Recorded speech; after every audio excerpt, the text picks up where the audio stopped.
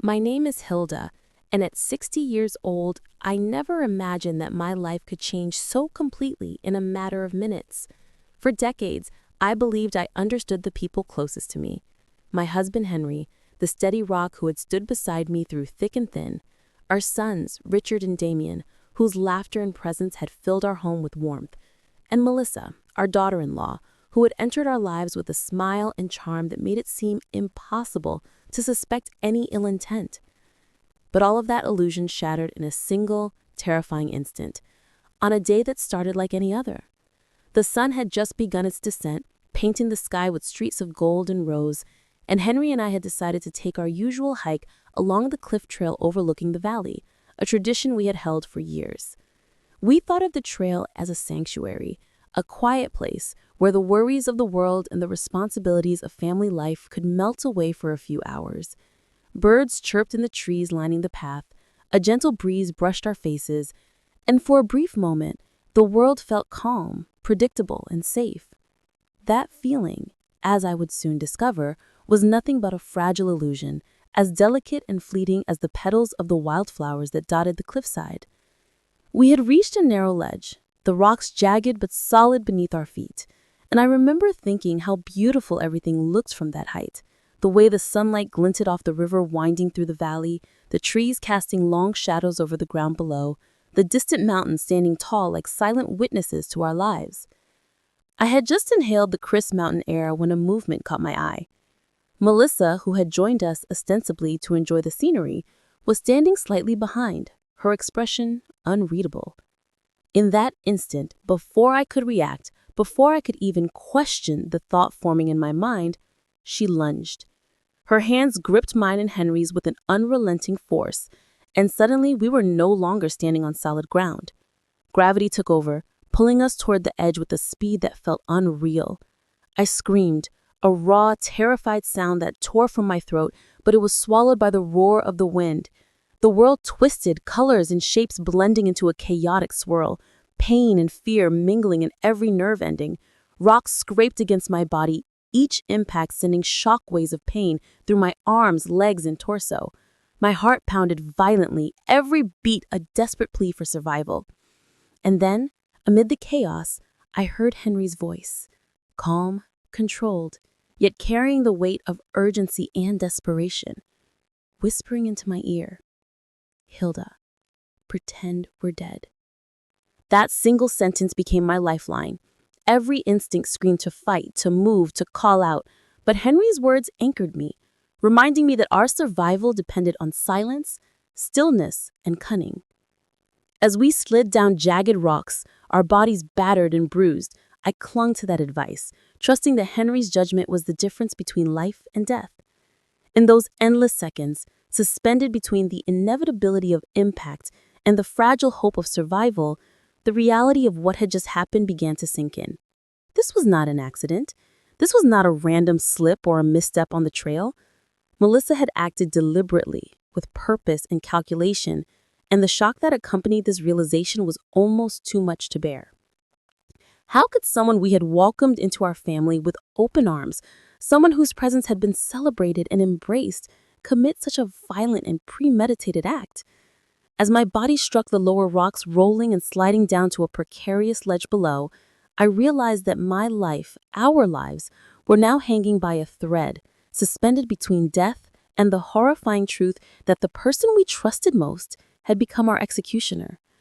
And in that terrifying moment, as pain radiated through every part of my body and I felt the cold, hard stone beneath me, I understood that this cliff, once a place of peace and reflection, had become the stage for a revelation that would forever alter everything I thought I knew about my family, my children, and the illusions of safety and trust that had guided my life until now. As I lay there, pinned against the jagged rocks, with every nerve screaming in pain, I could barely process what had just happened. My body throbbed with each movement, bruises blossoming across my skin like dark flowers, cuts biting at my arms and legs, and the sharp sting of scraped palms reminding me of how close we had come to death. Henry, though equally battered and shaken, was remarkably composed, his hand finding mine in a grip that was both tender and urgent, as if to anchor me to the world that now seemed to tilt and sway beneath us. His eyes, wide with the intensity of fear, yet sharp with quick calculation, communicated more than words could. Every second mattered. Every twitch of our bodies could alert Melissa to our consciousness. And in this delicate balance between life and what felt like imminent death, we clung to his whispered instructions. Don't move. Pretend we're dead. The phrase reverberated in my mind, repeating like a mantra, reminding me that survival often depended more on cunning than strength.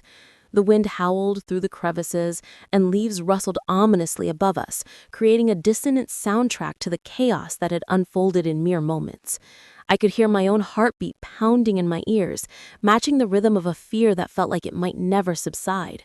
The sunlight filtering through the trees seemed cruelly indifferent, casting long shadows across the rocks and highlighting every jagged edge that could become an instrument of permanent harm if we dared to move too soon. Melissa had retreated, disappearing into the distance, but the silence she left behind was deafening. Every instinct screamed that danger wasn't over, that this was only the beginning of her calculated scheme. Even as the adrenaline coursed through my veins, mixing with pain, I realized that our survival depended on patience, awareness, and unwavering composure, qualities tested in ways I had never imagined before. Henry whispered again, his voice low, almost imperceptible, yet carrying the weight of command and trust. "Hilda, we need to stay still. They think we're dead, and that's our chance to survive." In that moment, I understood that the fall, terrifying as it was, had become a turning point, the first step into a reality I could not have foreseen, where family, trust, and betrayal collided in the most grotesque and shocking way. As I lay there, pain radiating through every part of me, I couldn't help but replay the events leading up to this moment. Melissa had always seemed pleasant, cooperative, even nurturing in small ways that endeared her to me and Henry. Her involvement in family gatherings, the way she smiled at us during celebrations, the small gestures that once seemed innocent, now every memory felt tainted, every expression potentially a mask hiding something darker. I realized with growing horror that this had not been a spontaneous act of violence. There was planning, observation, and careful timing involved. Melissa had waited for the right moment, a moment when we were vulnerable and unsuspecting to strike, and she had done so with cold precision. The betrayal cut deeper than the physical injuries, striking at the very foundation of trust we had built over decades. As I focused on steadying my breathing and counting the seconds, Henry murmured fragments of thoughts that betrayed both fear and insight. He hinted at things we had never noticed before, subtle manipulations, small conversations that seemed innocuous, but were part of a larger plan, and moments when Melissa had positioned herself to influence Damien in ways that had always seemed harmless. My mind raced, connecting dots that previously seemed isolated or insignificant. The realization that our family life had been infiltrated by deception and manipulation was almost too much to bear. And yet, as I clung to life on that cliffside, a strange mixture of clarity and horror washed over me. We were alive, barely, but the fall had thrust us into a reality where survival meant more than just physical endurance. It required emotional resilience, strategic thinking, and the courage to confront a truth that was both terrifying and incomprehensible. Every tiny movement, every shallow breath was a calculated act, a dance between the need to survive and the horror of comprehending that the people we had trusted implicitly were capable of orchestrating such an act. Hours seemed to stretch like days as we lay there, pretending to be lifeless, enduring the pain, fear, and uncertainty, while the world continued around us, indifferent to our struggle. I could see small animals scurrying nearby, birds hopping along branches, completely unaware of the human drama unfolding below. The irony was cruel. Life went on, outside our immediate nightmare, the ordinary world oblivious to the extraordinary betrayal that had just taken place. And then, amidst the pain and terror, a sliver of understanding emerged. This was only the beginning. Surviving the fall was the first challenge, but the more terrifying task lay ahead. Melissa's plan had not ended with the push. There were deeper layers, hidden motives, and secrets that she had worked for years to keep buried. Damien, our son, though younger, was somehow involved, either willingly or under her influence, and that realization twisted the knife of betrayal even further. What we had assumed was a happy, ordinary family life was now revealed as a facade, a carefully constructed mask hiding deception, manipulation, and a plan that had been orchestrated for years, waiting for the perfect moment to strike. And so, lying there battered on the rocks, every nerve screaming, Henry and I understood that to survive, we had to do more than heal our bodies. We had to navigate the storm of betrayal with precision, awareness, and a clarity born from terror. It was a horrifying awakening, the first step into a world where family could become foe, and trust, once absolute, was now the most fragile thing in existence. Once we finally found a precarious spot to sit, my body screaming with pain from the fall and every bruised muscle reminding me of the narrow margin between life and death, Henry turned toward me with an intensity in his eyes I had never seen before. There was fear there, yes, but also a determination and clarity that cut through the fog of shock clouding my mind. He took a deep breath and began to speak, his voice low but firm, as though the truth he was about to share was heavier than the cliff rocks that still pressed against my aching frame. "Hilda," he whispered, "Melissa hasn't acted alone. There's something you need to know, something that's been hidden for years." My heart skipped, a wave of dread washing over me. For decades, we had built a life based on trust. Trust in our children, trust in our home, trust in the people we welcomed into our hearts. And now that trust seemed fragile, almost naive in the face of what Henry was telling me. He explained that Melissa's intentions were far more calculated and deliberate than any of us could have imagined. Her outward charm, her polite smiles, and her carefully crafted demeanor had been a perfect mask hiding a deep, simmering resentment and a desire for control over aspects of our family that she felt entitled to. It wasn't just jealousy over our attention or resources, it was an obsession, a meticulous plan that had been unfolding subtly for years. I tried to comprehend how someone I had considered part of our family, someone I had allowed into the most intimate corners of our lives, could harbor such intent. Henry detailed subtle manipulations that had occurred over time, things I had dismissed as minor irritations or coincidences. Small conversations with Damien that seemed innocent now appeared as calculated conditioning. Melissa had inserted herself into decisions, conversations, and even casual interactions with precision, ensuring that every move served her long-term goal. Every dinner, every family gathering, every quiet evening in our home was now cast in a new, sinister light. Henry paused to take a shaky breath, and I could see the weight of these revelations pressing down on him as much as it did on me. "I've been afraid to tell you," he admitted, his voice trembling slightly, "because I wasn't sure how much of this was true, how deep it went, and if we could survive it. But now," his words trailed, leaving the gravity of the situation hanging in the air. My mind raced, trying to piece together years of interactions that had once seemed normal and loving. I remembered the dinners where Melissa laughed a little too sweetly at Damien's jokes, the times she lingered in private conversations, and the subtle way she positioned herself during holidays or family events. Each memory, innocent at the time, now seemed like a deliberate move in a game I hadn't realized we were playing.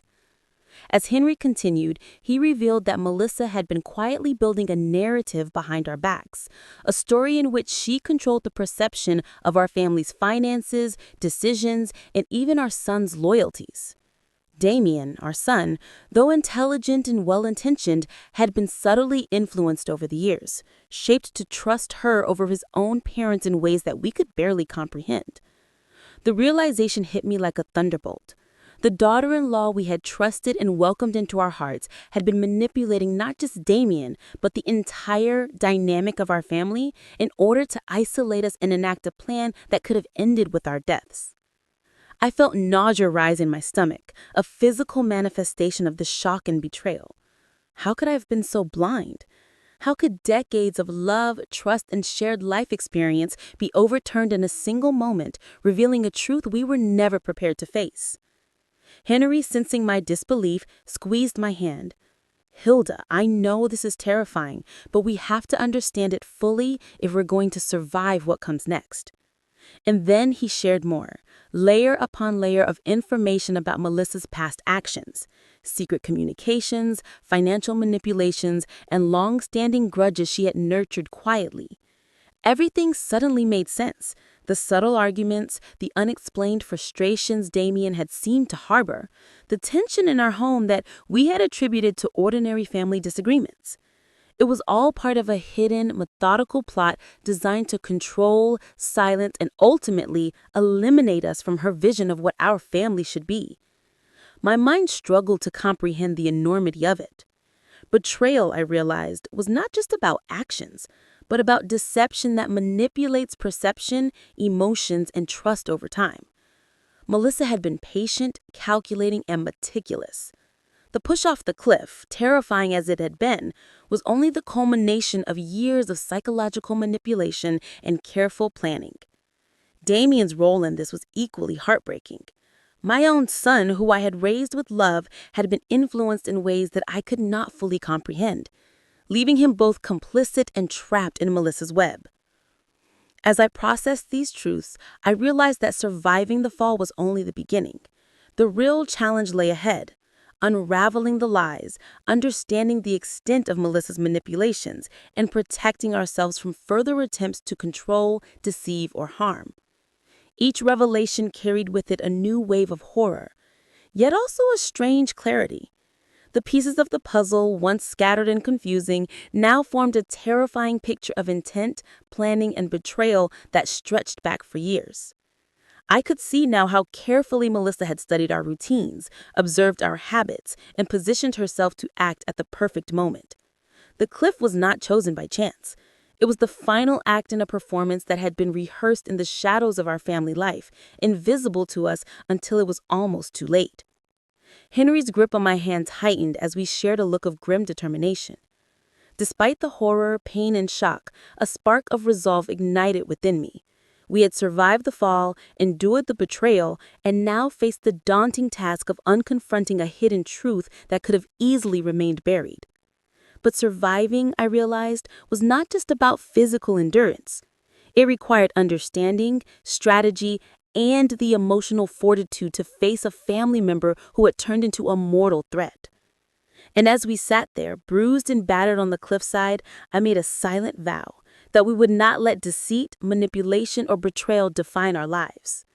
Melissa's plan had been revealed, her motives laid bare, and though the journey ahead would be terrifying, Henry and I were determined to reclaim our lives, expose the truth, and confront the darkness that had infiltrated our family with patience, courage, and relentless determination. Before the cliff incident and the horrifying revelation of betrayal, our life had appeared, from the outside and often to ourselves, as the epitome of familial harmony. Henry and I had spent 40 years crafting a life filled with routines, love, and small joys that we considered ordinary, yet extraordinary in their quiet beauty.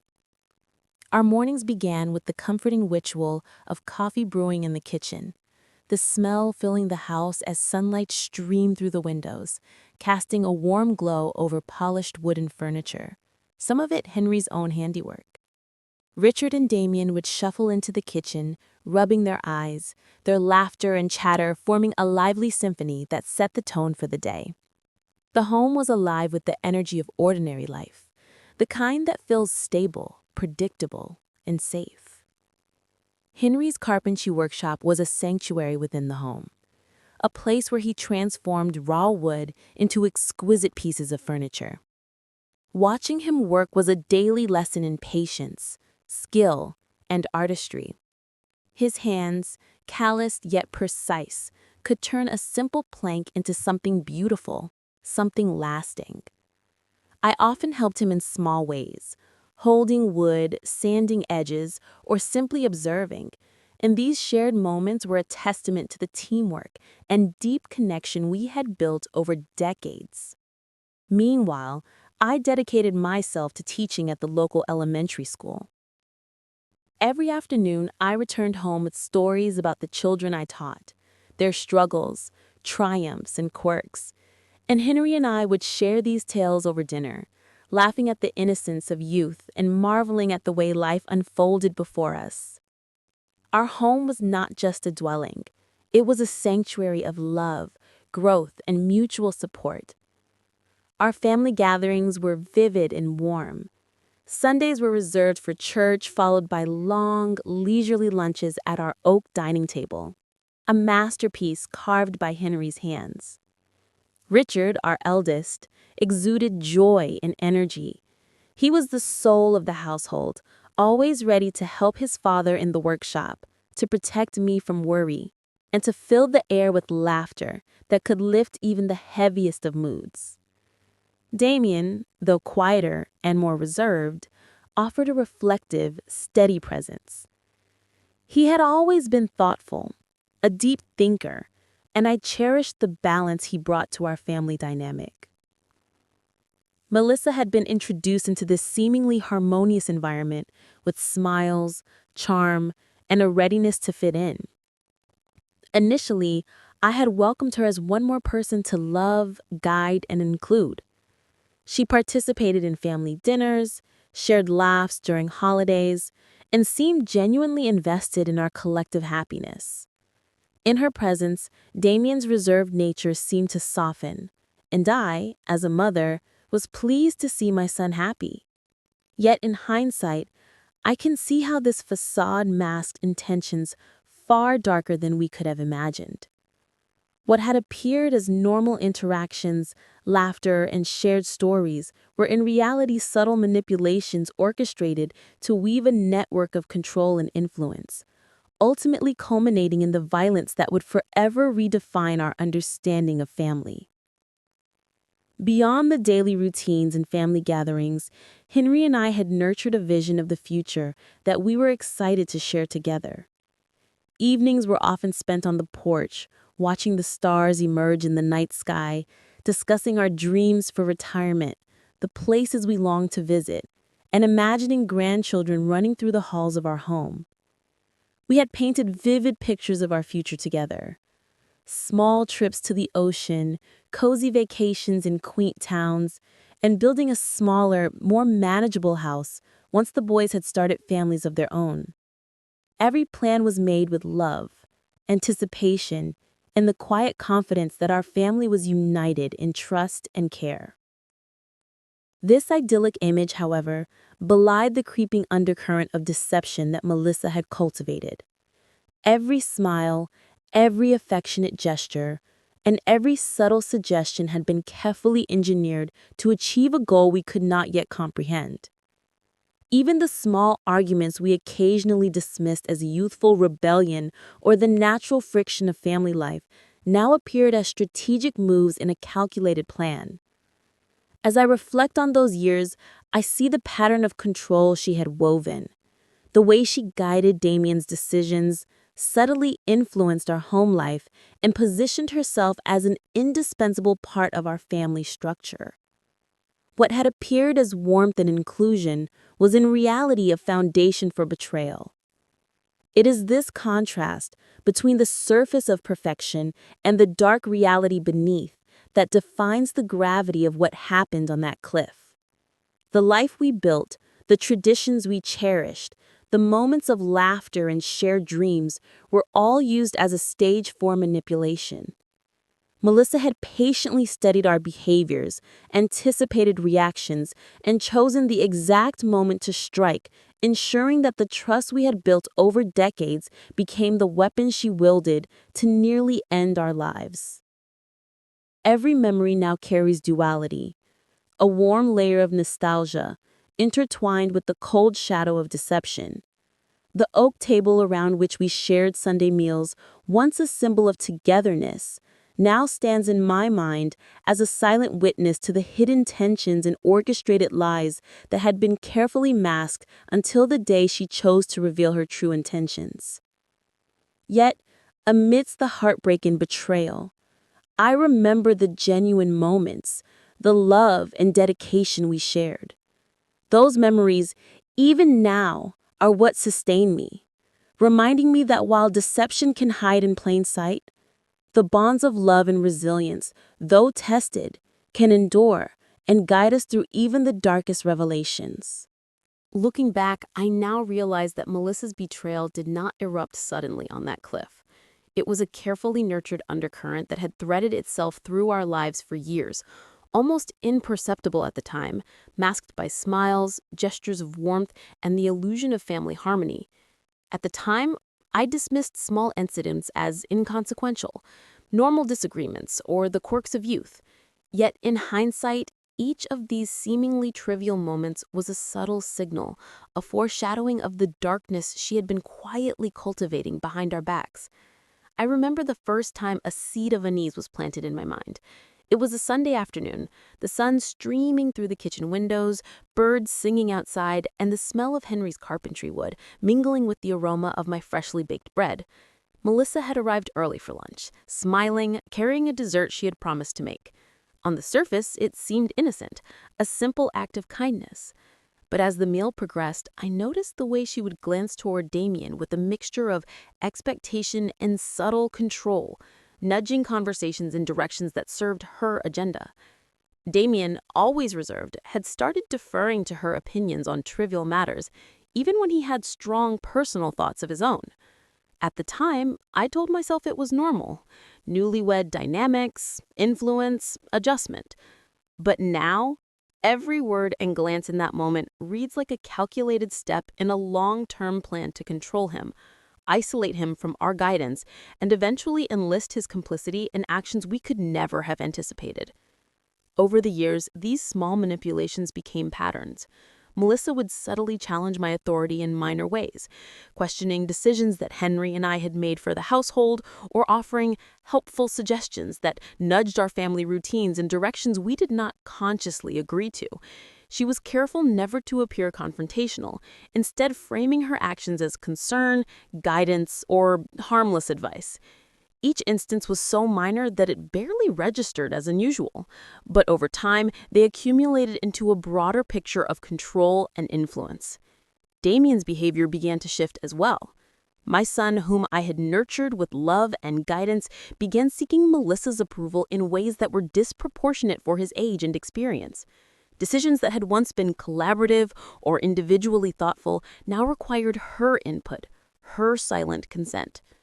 I remember the subtle change in his demeanor, hesitation when discussing family matters with me, a tendency to smile nervously when she was around, and an increasing reliance on her judgment over his parents' guidance. It was a shift so gradual that at the time I overlooked it as normal adjustment to married life. The true danger lay in its invisibility. Melissa's manipulation was never overt. It was a quiet, insidious shaping of perception and behavior. She had learned the art of patience, knowing that immediate results were not necessary. Instead, she laid the foundation over months, years even, creating the perfect conditions for her ultimate betrayal. I also noticed subtle tensions during family gatherings. What once were joyful occasions now carried undercurrents of unease. Melissa would occasionally steer conversations, redirecting topics to highlight her role in the household or subtly undermine my authority without drawing attention. Damien would follow suit, often deferring to her interpretation of events or mediating situations in ways that subtly shifted power dynamics in her favor. Even our son's interactions, once warm and cooperative, began to show cracks. Richard, observant and empathetic, noticed some of these dynamics and occasionally questioned them, but his concerns were brushed aside as overthinking or misinterpretation. And so the seeds of deception went unnoticed by most, masked by smiles, politeness, and a veneer of familial normacy. Looking back, I now realize that every small argument, every subtle suggestion, every quiet glance shared between Melissa and Damien had been a rehearsal for what would eventually culminate in the most shocking act of betrayal. The day on the cliff was not an isolated incident. It was the final act of a long, carefully orchestrated sequence of manipulation, psychological conditioning, and control. Each minor moment had built toward it, preparing them, Melissa, and unwittingly or otherwise Damien, to act with precision and confidence. The emotional weight of this realization was almost unbearable. For years, we had believed in the innocence of our home, in the integrity of the people we trusted most. Yet beneath the laughter, the Sunday dinners, the holidays, and quiet evenings, there had been a web of manipulation, growing silently, patiently, like a shadow creeping across a sunlit room. The irony was cruel. The very traits that had made Melissa seem endearing, patience, attentiveness, politeness, were the same traits that masked her dangerous intentions. And Damien, caught in the middle, had been both a target and an instrument of her scheme, manipulated in ways that ensured her success while keeping suspicion away from her carefully constructed plan. The cliff incident, terrifying as it was, became not just a moment of life or death survival, but a revelation of years of deception we had failed to notice. Each subtle manipulation, each minor conflict, each careful steering of conversations and decisions now appeared as deliberate steps toward an end we could barely comprehend. And it was in this understanding, the horrifying clarity that betrayal had been patiently cultivated over years, that the true terror of our situation took hold. Survival was no longer just about physical endurance. It required navigating a carefully laid web of lies, manipulation, and control, all orchestrated by someone we had trusted and loved as family. And yet, in the midst of the fear, pain, and disbelief, a seed of resolve began to grow. Recognizing the signs, understanding the patterns, and tracing the path of deception became a roadmap to our survival, a mental preparation for confronting the darkness that had infiltrated our family and nearly ended our lives. The moment of impact is forever seared into my memory, a terrifying tableau of chaos, pain, and instinctual survival. One second, we were walking along the familiar trail, feeling the cool mountain breeze and hearing birds sing. The next, Melissa's grip became a weapon of betrayal, and the ground beneath us seemed to vanish. The world transformed into a dizzying swirl of sky, stone, and air, a maelstrom where gravity ruled without mercy. My body tumbled, scrapes and bruises blooming instantly as the jagged cliffside tore at our clothes and skin. I screamed, a sound that felt both urgent and powerless, carried away by the roaring winds and the distant echo of the valley below. But in the chaos, Henry's voice cut through like a lifeline. "Hilda, don't move. Pretend we're dead." His command was simple, almost unbelievable in its calmness, but it anchored me in a way that nothing else could. My mind screamed to fight, to resist, to demand answers. Yet instinct and his words told me that survival required stillness, composure, and strategic deception. I remembered every survival tactic we had ever read about, every emergency scenario I had imagined but never expected to face, and I tried to apply them as pain radiated through every nerve. My hands were scraped raw, my back and legs battered against unforgiving rock, but I forced myself to stay limp, to simulate death with every twitch suppressed, every breath controlled. Henry, equally bruised and bloodied, mirrored my movements. His presence was both comforting and terrifying in its shared vulnerability. We were at the mercy of Melissa's cunning, and the realization that she believed we were dead became our lifeline. Time stretched in agonizing loops, seconds feeling like hours as we lay there, bruised, battered, and listening to the rustle of leaves, the distant chirping of birds, and the ominous silence left by our betrayer. Every sound, every shift in the environment was amplified. A snapping twig, the distant clatter of rocks, or a faint echo of human presence can mean the difference between life and death. Henry whispered fragments of guidance between gasps of pain. "Stay still. Don't breathe too deeply. Wait for them to leave, then we move." Each word was a lifeline, each whispered command a rope anchoring me to hope amid despair. As I lay there, I began to notice the small details that could save us. A jagged rock created a shallow depression where I could partially shield myself. A cluster of shrubs offered slight cover from view if Melissa returned. Every instinctive observation was a desperate measure, a mental mapping of escape routes and hiding places as our bodies endured the brutal punishment of the fall. I could hear her footsteps retreating, her voice carrying faintly in the distance as she and Damien argued, or perhaps coordinated, I couldn't be sure, on something that I could not yet comprehend. Fear clawed at me, but amidst it, the clarity of betrayal sharpened my senses. This was no impulsive act. It was the culmination of years of subtle manipulation, planning, and control.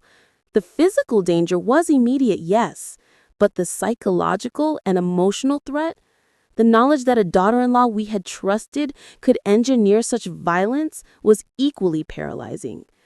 I tried to focus on Henry, whose presence beside me was a paradox of comfort and anxiety. His own body trembled, his hands were scratched, and yet his mind worked with terrifying acuity. He guided me silently, occasionally nudging my arm or whispering instructions to adjust position, reduce visibility, and minimize risk of detection. It was surreal, the juxtaposition of life-threatening danger with strategic calm.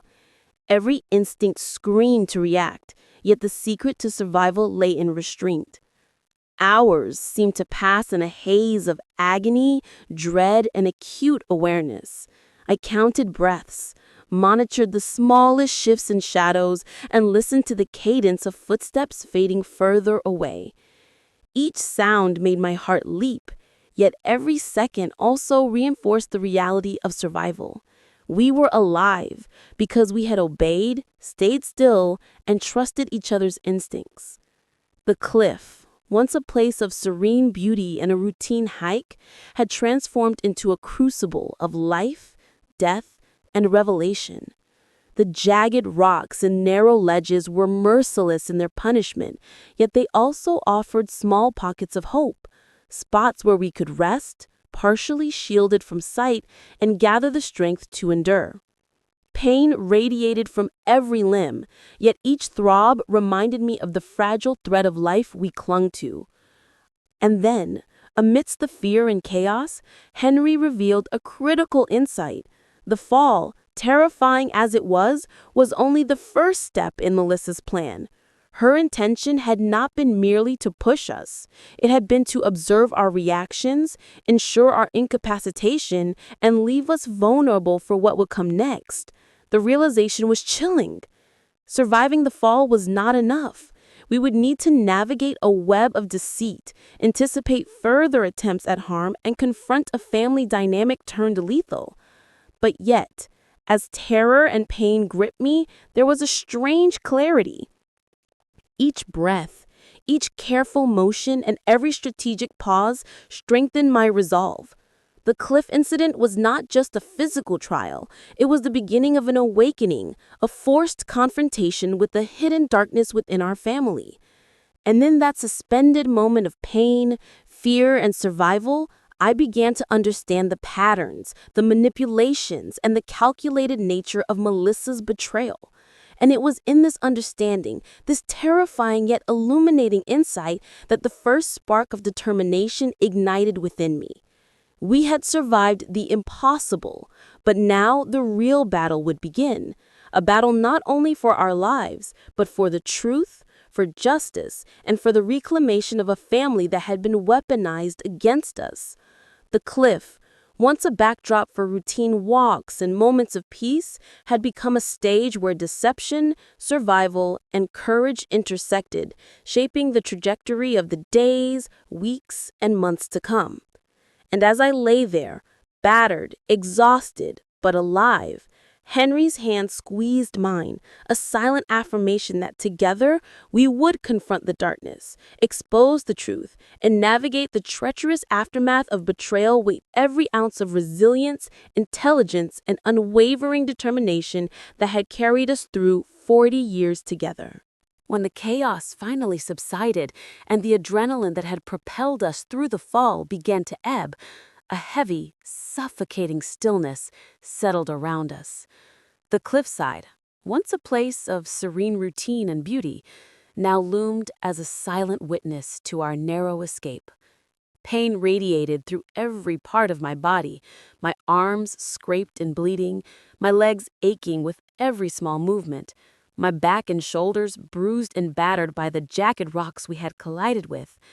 Yet, despite the agony, there was a flicker of triumph, an almost imperceptible spark that told me we had survived something extraordinary, something that should have killed us. Henry lay beside me, equally battered, his normally steady hands trembling slightly as he helped me adjust my position on the narrow ledge. "We need to move," he whispered, his voice hoarse but determined. "We can't stay here. Melissa will come back. We have to find a safe spot, assess our injuries, and figure out our next move." His words were a reminder that survival was not simply about enduring the fall. It was about understanding the dangerous game we had stepped into, a game meticulously orchestrated by the daughter-in-law we had once trusted. As we slowly began to shift our bodies, inch by inch, over jagged stones and precarious ledges, I could feel the searing pain of fresh scrapes and bruises intensify. Yet every cautious movement was driven by instinct, resilience, and the desperate need to stay ahead of the person who had betrayed us. The realization that Melissa's betrayal was far deeper than a spontaneous act of violence hit me with renewed force. It had not been impulsive. It had been planned, rehearsed, and executed with meticulous precision. Every step she had taken over the years, the subtle manipulations, the carefully chosen words, the strategic positioning within our family, had been preparation for this very moment. And Damien, our son, though manipulated in ways we were only beginning to comprehend, had played a role in executing her plan. I could feel a cold, sinking despair as I grappled with the truth that survival was not simply physical. It demanded awareness, strategy, and emotional fortitude. Each movement down the cliff was a test of patience and nerve, a delicate balance between avoiding further injury and staying unseen by the very person who sought to harm us. As we moved, Henry whispered fragments of memories that now seemed ominously significant. He recounted small incidents over the past years, times when Melissa had subtly shifted Damien's opinions, steered conversations in ways that favored her narrative, or created divisions where none had existed. Each recollection painted a picture of a carefully orchestrated plot, one that relied not just on her influence over Damien, but on the trust and blind faith we had extended to her for years. Pain and fear were constant companions, yet they sharpened our focus. Every jagged rock we navigated, every precarious foothold became a calculated step toward survival and understanding. I realized that our escape from the fall was not merely about distance or concealment. It was about mental preparation, piecing together the hidden threads of deception and preparing ourselves for the confrontation and exposure that would inevitably follow. As we finally reached a small plateau partially hidden by dense shrubs and trees, we paused to catch our breath. The injuries throbbed and exhaustion threatened to overwhelm our resolve, but we knew that lingering was not an option. Melissa had orchestrated this fall, and she would not stop at a single attempt. We had to understand the full extent of her plan before she could strike again. Henry and I sat in silence for a few moments, listening intently for any sound of movement. Footsteps, voices, rustling leaves. The forest, once tranquil and welcoming, now seemed oppressive. Every shadow a potential threat, every distant sound a harbinger of danger. It was a stark reminder of how drastically our world had shifted, how trust had been weaponized against us, and how every previous assumption about family safety could no longer be taken for granted. I reflected on the years of minor incidents we had dismissed as inconsequential, the subtle disagreements Melissa had instigated, Damien's occasional hesitations around us, and the small manipulations disguised as concern or guidance. Each of these moments, which had seemed innocuous at the time, now fit into a terrifyingly coherent pattern of psychological control. My mind raced, cataloging the evidence, connecting the dots, and tracing the trajectory of her influence. It became painfully clear that Melissa's goal had never been merely to push us off a cliff. She sought to control our family, reshape loyalties, and assert power over relationships that we had assumed were unshakable. The fall was only a demonstration of the lengths she was willing to go to enforce her control. And yet, amidst the horror and despair, I felt the first stirrings of determination. Henry and I were alive. We had survived the impossible. Pain, betrayal, and fear might weigh heavily upon us, but they did not extinguish the spark of resilience. In fact, the very act of surviving had sharpened our focus and clarity. Every movement, every cautious glance, and every whispered strategy reinforced the understanding that we were no longer passive participants in our family's story. We had become active agents, capable of observing, analyzing, and responding to threats with precision. As dusk began to settle over the valley, painting the sky with bruised shades of purple and crimson, we made a silent pact to survive, to uncover the full scope of Melissa's deception, and to reclaim our family from the manipulations that had nearly cost us our lives. The cliff incident had been a brutal initiation, a terrifying revelation of betrayal, and a stark awakening to the reality that appearances could deceive even those who believed themselves most perceptive.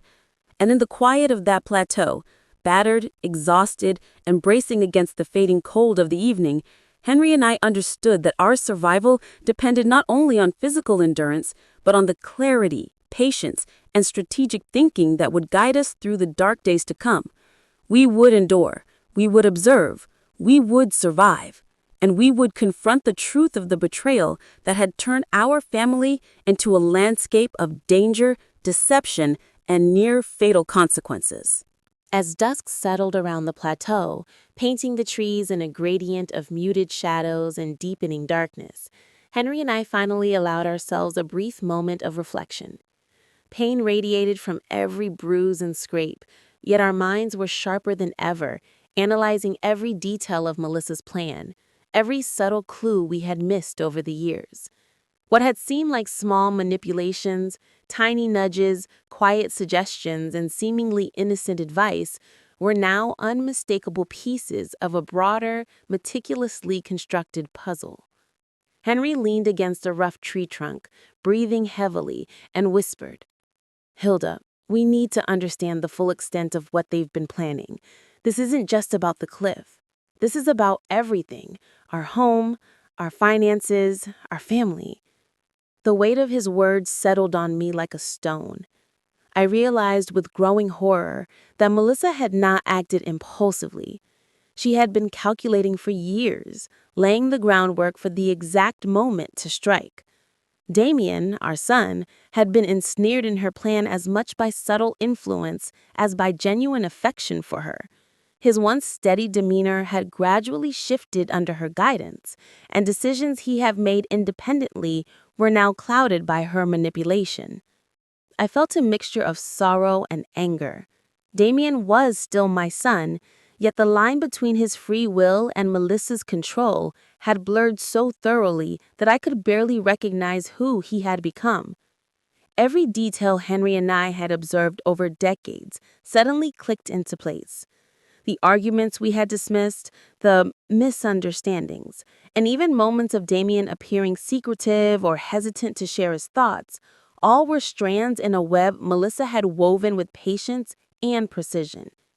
It became chillingly clear that the cliff incident was only the first stage of a much larger plan to silence us, isolate Damien, and establish her dominance within our family. Our survival, though miraculous, had not thwarted her agenda entirely. It had forced her to retreat temporarily, but it had not broken the structure she had spent years constructing. The realization sparked both fear and resolve within me. If Melissa had gone to such lengths to orchestrate one act of violence, what would she do next if we allowed ourselves to remain vulnerable? In Damien, Could we reach him, or had Melissa's influence completely claimed his loyalty? In the dim light, I studied Henry's face, noting the same combination of exhaustion, determination, and clarity that mirrored my own. "We can't confront them blindly," he murmured. "We need to watch, to understand how far this goes, and to be ready for whatever comes next." The logic was sound, yet the emotional weight was crushing. Trust, once the foundation of our family, had been weaponized against us. Every memory, every shared experience now carried the potential sting of betrayal. The very people we had cherished had become sources of danger. We spent hours quietly strategizing, the night enveloping us in a cloak of silence that allowed us to think and plan without detection. Henry suggested retracing Melissa's movements, considering the ways she might attempt to manipulate or harm us further. We discussed our home, the possible access points, and the ways Damien could be subtly controlled in her favor. Every plan was weighed against the knowledge that Melissa was clever, patient, and dangerously methodical. It was clear that she thrived on control, and her patience made her unpredictable. Damien, meanwhile, was a complex factor. Our son had been raised with love, moral guidance, and values meant to protect him from harm. Yet Melissa had chipped away at those defenses in ways we had not anticipated. The question loomed: to what extent was he complicit? And at what point could we reach him? Could the son I had raised for decades be reclaimed from the influence of a manipulative wife, or had his loyalty shifted irreversibly? My mind raced through memories, looking for signs we had overlooked. Every conversation, every dinner, every casual interaction with Melissa and Damien now seemed loaded with potential hidden meaning. It became clear that understanding her psychology was as important as tending to our immediate injuries. To survive the next stages of her plan, we needed insight, patience, and the ability to act strategically rather than emotionally. As the moon rose, casting silver light on the plateau, I realized how isolated and vulnerable we truly were. There was no one to turn to. Friends, relatives, neighbors, none of them could fully comprehend the depth of the manipulation or the immediacy of the threat. The only solution was to rely entirely on each other, on our experience, intellect, and resilience. And yet within that isolation, a spark of clarity emerged. Melissa had underestimated one thing: the bond Henry and I shared. Years of trust, shared experience, and mutual understanding meant that we could communicate and coordinate without words, anticipating each other's thoughts and actions. That bond, forged over decades, would become a weapon in itself against her calculated schemes. In the darkness, I could almost visualize the web Melissa had spun: her careful orchestration of Damien's behavior, her strategic positioning within our household, and the meticulous timing of her actions.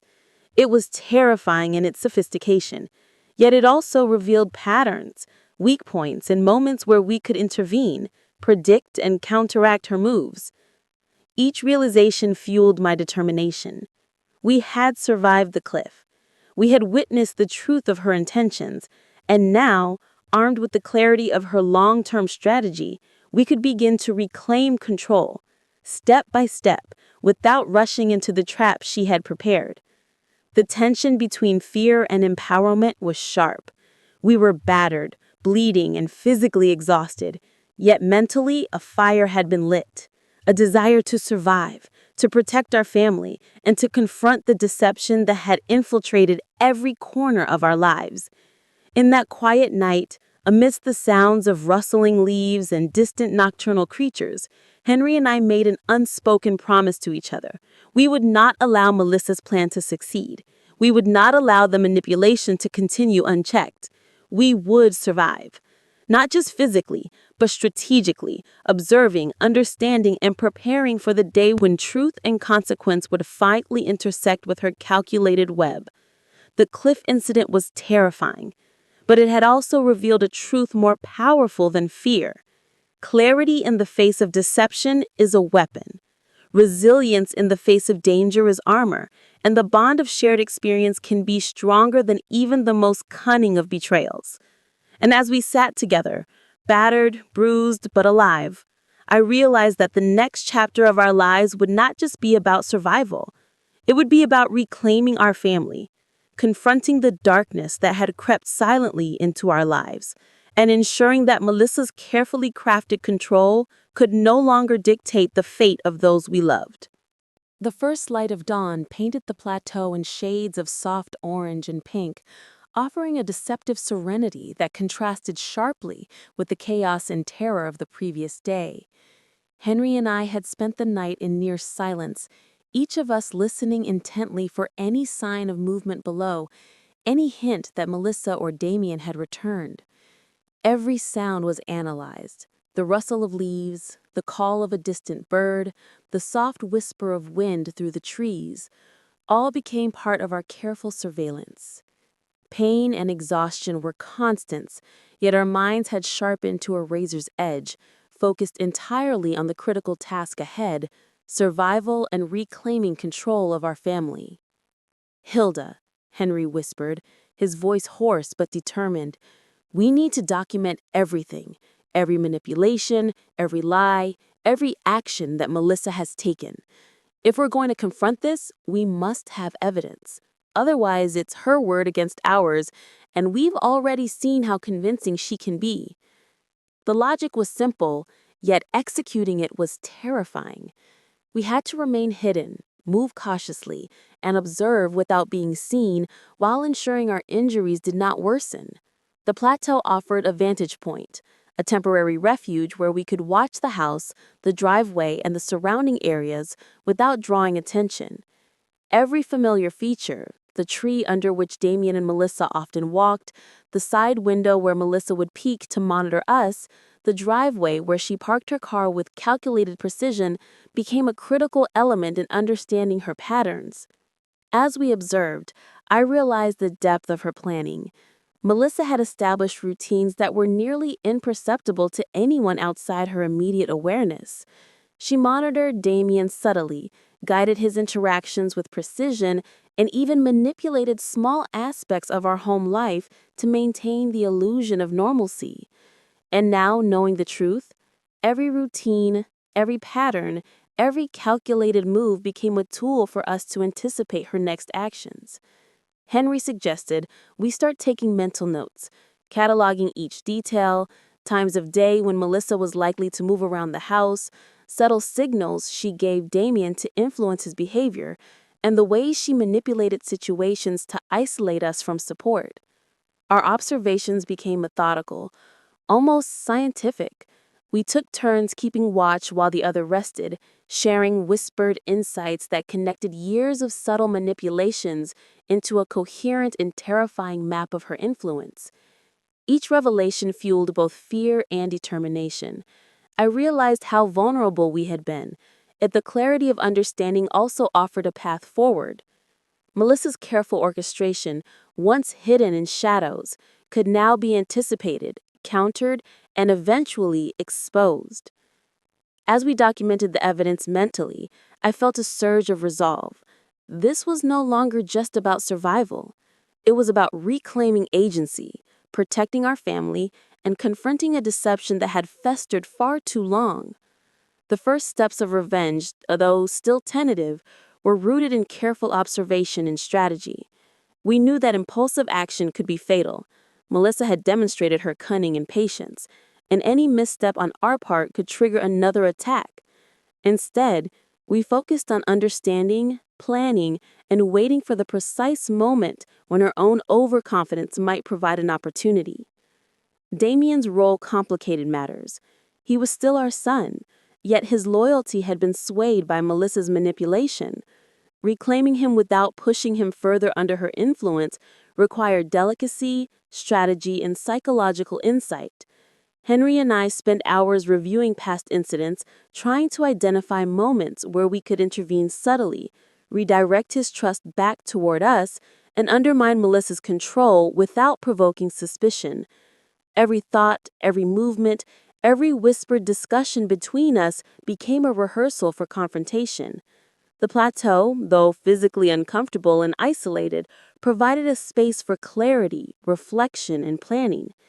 As sunlight strengthened, revealing the contours of the valley and our home below, I realized that revenge was not just about retribution. It was about control, foresight, and careful execution. We would need to strike at the right time, in the right way, using the evidence we had mentally cataloged and the understanding of Melissa's patterns we had painstakingly gathered. I could feel the fire of determination growing, tempered by the cold necessity of patience. Acting too soon or too recklessly could undo everything we had survived and observed. Every strategy, every plan, every calculated move was now directed toward one goal: exposing Melissa, reclaiming our family, and ensuring that the betrayal she had orchestrated over years could not continue to fester unchallenged. And as we watched from the plateau, noting every small detail of her movements and Damien's behavior, I felt a clarity I had not known in decades. Survival was not enough. Revenge would require precision, patience, and an unwavering focus that mirrored the patience and cunning Melissa had shown in her deception. This realization, terrifying yet empowering, marked the turning point. The fall had almost ended our lives, but it had also opened our eyes. We were no longer naive participants in our family story. We had seen the truth, and now we have the chance, the opportunity to reclaim it. And in that moment, battered, bruised, yet unbroken, I knew that every painstaking observation, every silent note taken, and every cautious movement was a step toward confronting the ultimate betrayal, and ultimately achieving justice for the years of deception, manipulation, and attempted harm we had endured. After days of careful observation, mapping out every pattern, and mentally cataloging each subtle manipulation Melissa had orchestrated, Henry and I felt ready to confront the orchestrator of our near-fatal ordeal. The pain from the cliff fall still lingered, every step a reminder of the danger we had survived. Yet our resolve had hardened. We knew that acting impulsively could backfire, but hesitation could allow her control to tighten further. The time for strategic confrontation had come. From our vantage point near the house, we observed Melissa going about her routine, confident, unaware that the victims she had tried to eliminate were alive, watching, and now plotting to reclaim agency. Her composure was infuriating, her confidence a cruel reminder of the meticulous planning she had invested over the years. Damien moved alongside her, dutiful, almost hypnotized by her influence, confirming just how deep her control ran. Henry whispered, "We need to do this carefully. She thrives on control and observation. One wrong move and we risk everything." I nodded, understanding that this confrontation would not simply be verbal. It would require exposing her manipulation in a way that she could not deny and in a context where Damien would witness the truth. We descended carefully, hiding our weakened forms among the shrubs and trees, inching closer to the house. Every crackle of leaves underfoot, every rustle of our clothes heightened the tension. Our senses were acute, each step calculated to avoid detection. As we entered the familiar hallways of our home, once a place of comfort and warmth, now tainted by the knowledge of betrayal, memories flooded me. Sunday dinners, quiet walks, family gatherings, all the moments Melissa had subtly twisted to her advantage now felt like rehearsals in a play we hadn't been cast for. Yet the same hallways also gave us familiarity, an advantage over her calculated moves. We had decades of shared experience and understanding of the house that she could not fully predict. The confrontation began subtly. I spoke first, my voice calm but firm, choosing words that exposed the truth without triggering immediate defensiveness. "Melissa, we know what you've been planning. Every word, every action, every attempt to manipulate Damien, it hasn't gone unnoticed." Her expression shifted slightly, a flicker of surprise, quickly masked by a practiced mask of innocence. She tried to redirect the conversation, to frame her actions as care and concern, But I pressed forward, recounting specific incidents, the subtle arguments she had instigated, the precise ways she influenced Damien, and most critically, the attempted attack on the cliff. Each revelation was like a scalpel, cutting through her carefully maintained facade. Damien, at first confused, began to observe the details I presented. His expression shifted as memories, once dismissed or rationalized, began to align with the pattern we were exposing. The tension in the room thickened, every pause pregnant with anticipation. Henry enforced my words, recounting examples of her manipulations from his perspective, his calm authority contrasting sharply with Melissa's growing agitation. We survived because of each other, and because we never gave up, but we cannot ignore the truth any longer. Your actions, your manipulations, and your betrayal cannot continue unchecked. Her attempts to deflect and charm were failing. The evidence we had accumulated, the clarity of our observations, and the undeniable fact that we had survived her orchestrated attempt on our lives created a weight that even her composure could not resist. Damien's reactions were pivotal. As he listened, his loyalty wavered, torn between the wife he had trusted and the parents who had nurtured him for decades. Each detail, each example, slowly dismantled the psychological hold Melissa had over him. The confrontation was tense, cinematic, almost surreal. Emotions ran high, memories of betrayal intertwined with fear, anger, and a growing sense of empowerment. Melissa realized that control was slipping. Her meticulous planning was unraveling before her eyes, and the people she had underestimated were standing firmly, strategically, and resolutely in the path of her manipulation. I observed the smallest gestures, a tightening of fists, a flash of anger in her eyes, a hesitation in her speech, and recognized the subtle cracks forming in her armor.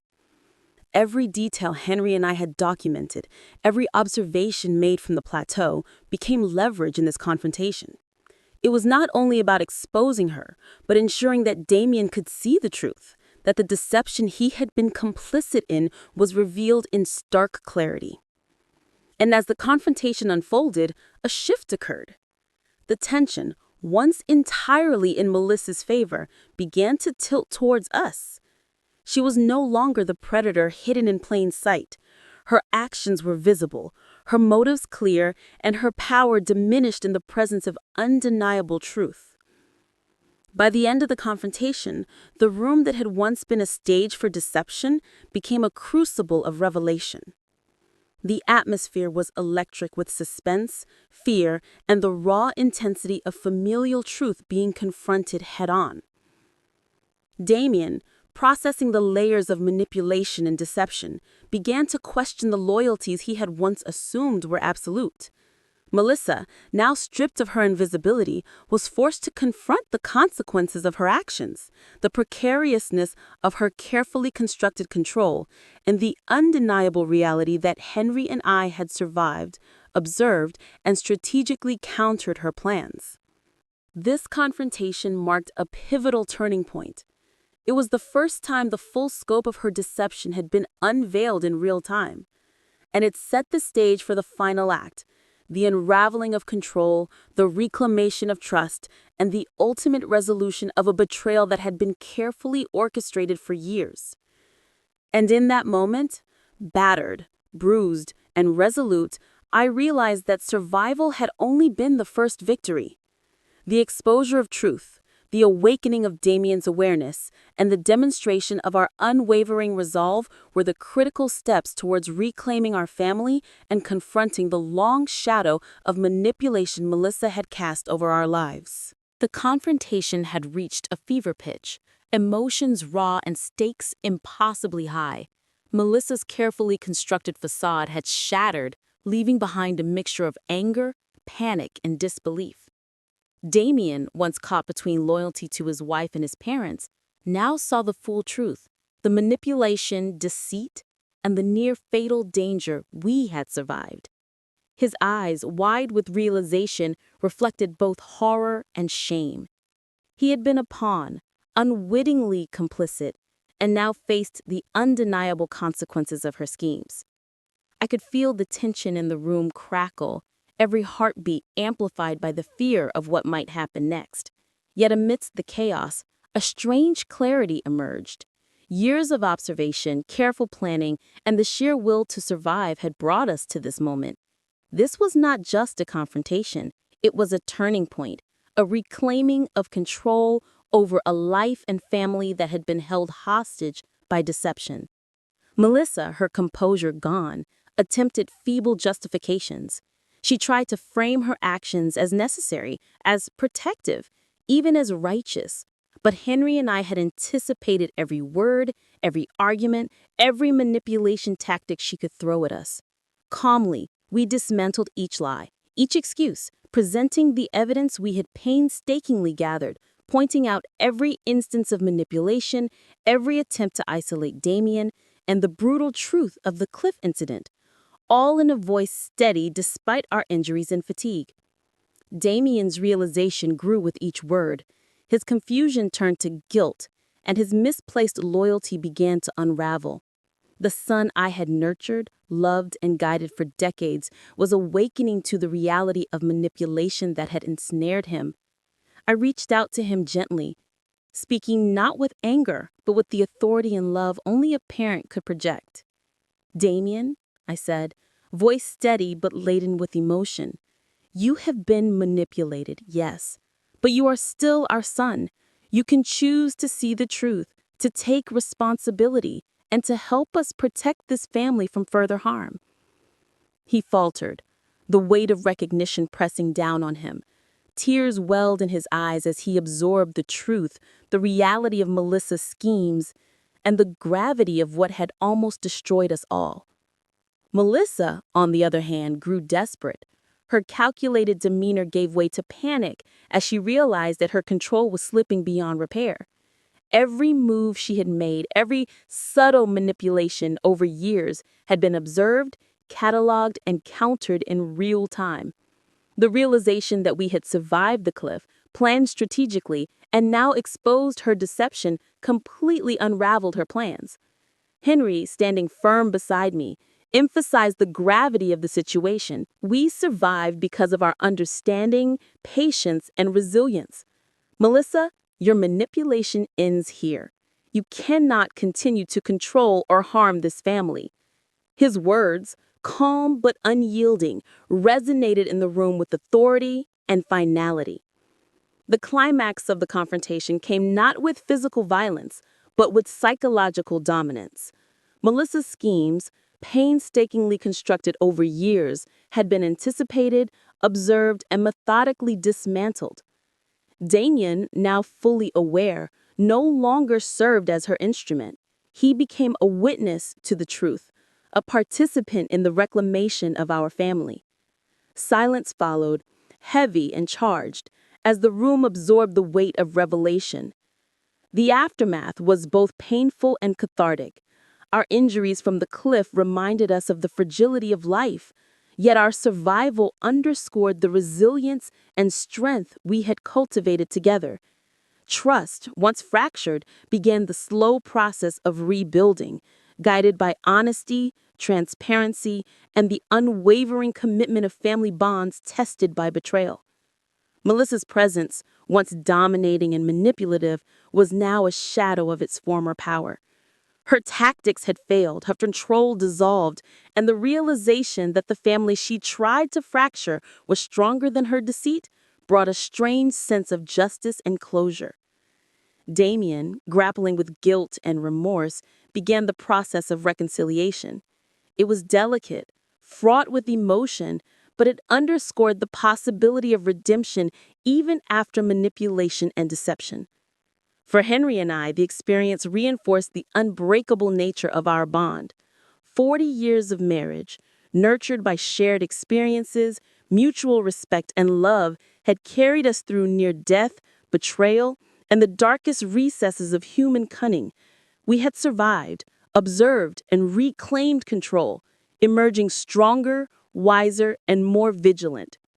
As the sun set, casting a golden glow through the windows of our home, we sat together, bruised and exhausted, yet united. The scars, physical, emotional, and psychological, were reminders of the ordeal, but also of resilience, survival, and the triumph of truth over deception. Life would never be exactly as it had been. The shadow of betrayal could never be fully erased. Yet, the experience had taught us invaluable lessons about vigilance, family dynamics, and the strength found in clarity and unity. In that moment of quiet reflection, I understood that survival was not merely about enduring the cliff or escaping harm. It was about reclaiming agency, exposing deception, and protecting those we loved from manipulation, control, and danger. Melissa's chapter in our lives had ended, but the story of resilience, truth, and family strength continued, one grounded in awareness, courage, and an unshakable bond forged through decades and tempered in the fires of betrayal and survival. And as we look toward the future, battered but unbroken, bruised but enlightened, we embrace the understanding that even the deepest betrayals could be confronted, countered, and overcome as long as love, clarity, and strategy guided every step forward. The cliff had nearly claimed us, but it had also revealed the truth, illuminated the deception, and strengthened our resolve to live fully, protect our family, and never again be blindsided by betrayal. This was our reclamation, our triumph, and our ultimate victory over manipulation, deceit, and the shadow of a daughter in law who underestimated the strength of the family she sought to destroy.